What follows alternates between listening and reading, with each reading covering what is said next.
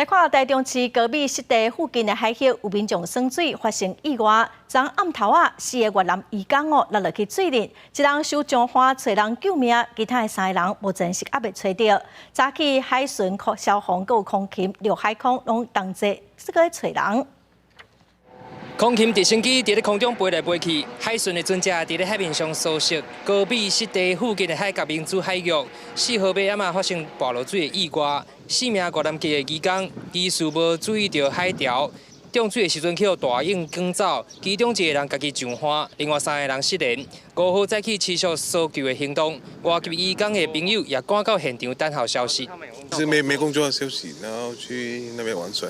我都叫他们的那个住在附近的越南附近都来过来这边了，来这边看。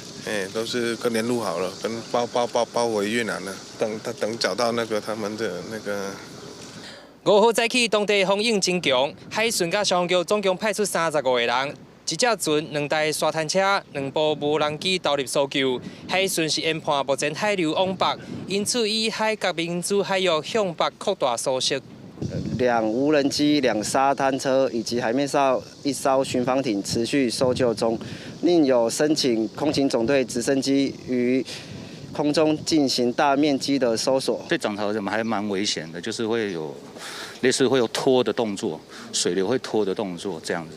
台中市海上救生协会也加入救援，因表示海角民主的海域海中甲退流的时阵，海面上拢会有暗流，过去就曾经发生耍水的意外。这届负责海岸顶悬的搜索任务，希望会使赶紧找到3个人的下落。